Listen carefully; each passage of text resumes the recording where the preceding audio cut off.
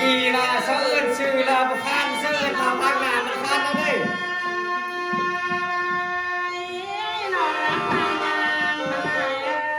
อันนี้จังเป็นบุคคลครับประวัติ ทานเข่าหรือก็เบี้ยวสะเออ ฟังเด้อ คนเบี้ยว กินเป็นคนใช้เบียร์เขาสักมาเขาวันนี้พี่เจที่มาพี่ไอที่ตบคนพักอย่างนี้มีไอครับพี่ไอ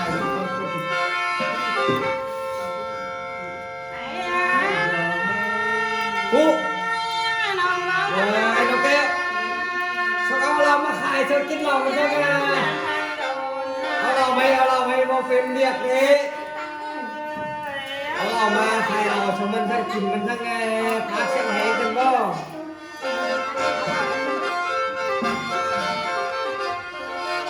บ่ายเสียงแขนจะว่าดีเราลบเอานางมิด รวมมาครับ เดี๋ยวมันได้แนวออกมันได้ได้แนวเสียครบเลย เป็นในเขาเล่นเลยแล้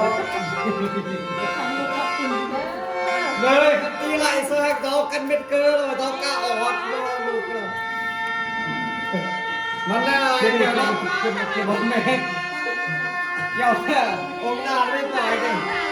เชื่อครบเชื่อกินมากินกันให้มันก็เม็ดน่ะดีนี่เดี๋ยวเลยก็ไปมันก็ดูดิโอ้ยกินเซ่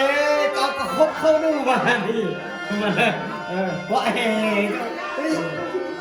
มันจะขาดเลยนะว่ามันลองขึ้นมา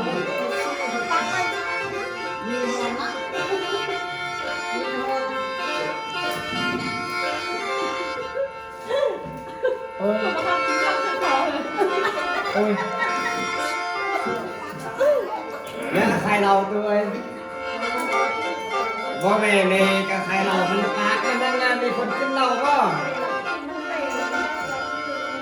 วันนะคำจะขอนั้นก็วันแน่รับฟังเท่าเอ้ยรู้แก้วนี่ก็เป็นเดียวกันนี่ก็ เอารับฟังผมครับมีเช็คกูจะเป็นวันกูมาเฮาเนี่ยมันต้องสร้างเตือนเฮ้ยทำน้อยอะไรอ่ะตัวเล็กกินได้ตัวเล็กกินนี่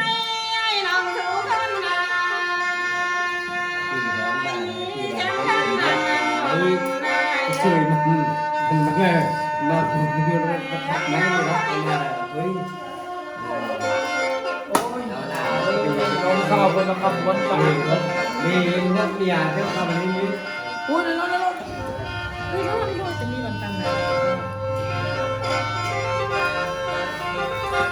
ตรงนี้ที่มีหน้าออกเลย เปลี่ยนม้วนดูครับก็ซ้ำบ้ามือรับฟังอันนี้ฮะหนูอีกคนเท่าไหร่ไม่ได้ลงคนเท่าไหร่ว่า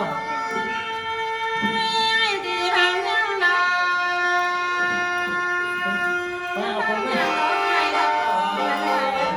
น้ำยูราม้วน อันนี้ เอาปลาต้มกับปลาบูครับ ฉันอ่านแล้วก็มี คร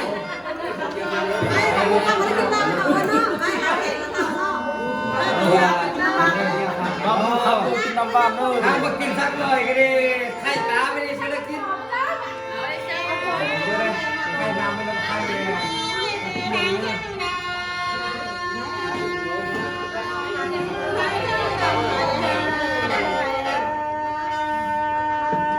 โอ้ยลูกเอ้ยใครมันนี่มันกินเหล้ากันนี่มันมามันนั่งไงมีปลาแข็งไง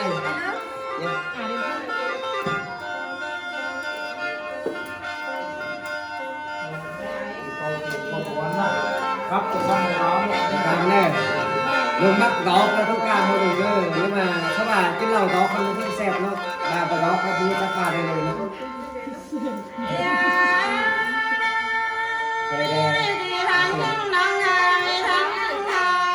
เสียปีนั้นนะร้อยคนนึงคนนึงก็ขายมาส้มใหม่ให้ส้มตลาดลงเป็นพิเศษส้มทับคือซ่อทางงานแล้วคือตัวกำมือกันข้าว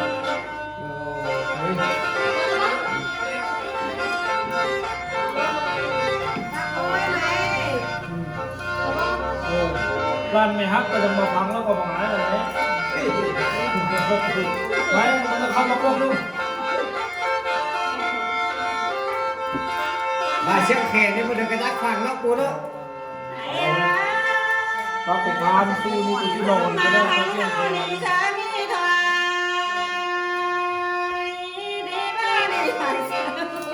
ด้วย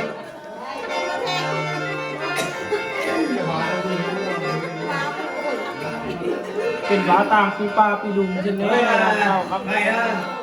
ได้รับได้รับ ใครนะจุพันพัดเจอก่อนนะจุพันเนี่ยเฮ้ยว่าอย่าง เคยมาไปทุบร้านแม่นักไหลอ่ะฟังสักครั้งเนี่ย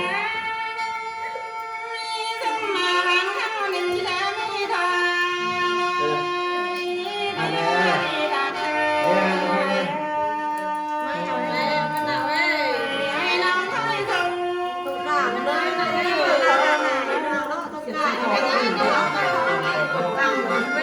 มันบักค้างซึ่งเลยว่าคุณมีน้องหลวงครับเหมือนอันนี้คุณคิดเป็นเรียงตั้งอยู่ก็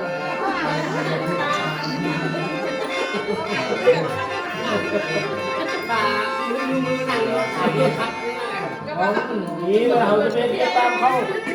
เลยเขามีเรียงตั้งครับเลยที่มุกเดียว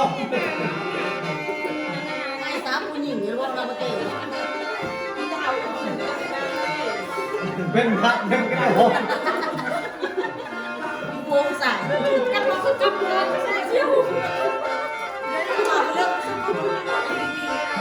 อันนี้คนดีๆให้เฮ้ยตะกี้นะวันพระเจ้าสั่งไม่โมเมนต์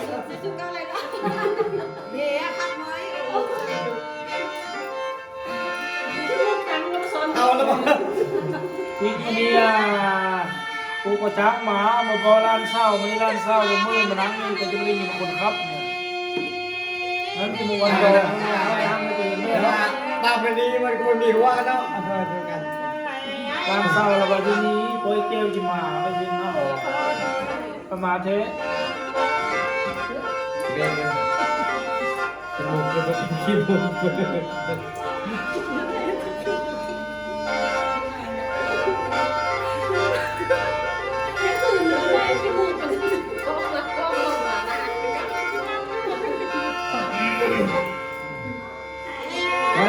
ปัจจุบันเนี่ยเป็นเนี่ย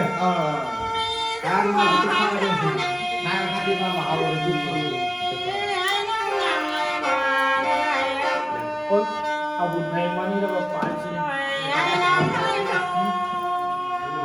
จะมาทำทางได้เป็นเลยลูก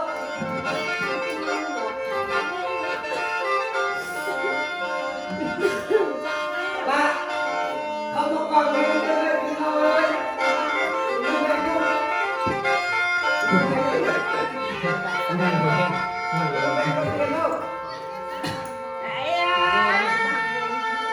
โอ้เราเปลี่ยนนะโอ้เปลี่ยนซ้ำอ่ะ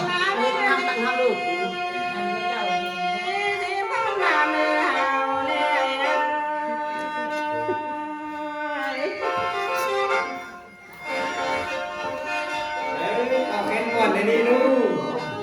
คราวนี้มันก็เค็มชุดยังเลย เอาไปเก็บโอ้มาดิ คือพวกเมียเขาว่าไกลกันมาเลยพวกเมียเขาว่าไกลกันมาเลยมันดื้อออกฟังเลย เข้าไปกรอกกันนะเอ้ยล่ะ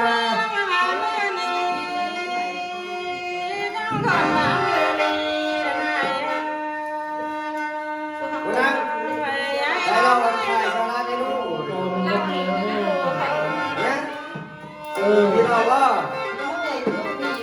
ที่ยมวันร้านโอเขาด้วยเนี่ยปันเติมมาเลยวันโอด้วยใครวันน้อยเอาตั้งนั่งนั่งเนาะนี่แล้วนอนแล้วเฮ้ย น้อยเนี่ยเห็นจังเลยวันนี้เราไม่เคยดูเนี่ย โอ้ย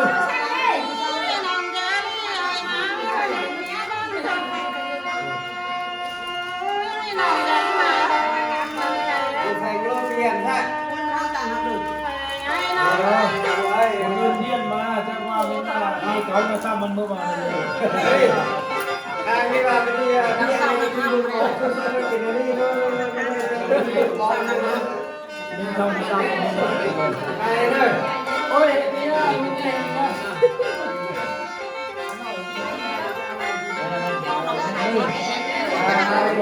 เขาลงนะเขาลง เฮ้ยกูนี่ก็เจ็บเบานี่ไหม มึงก็ว่าลามึงมึงอยากกิน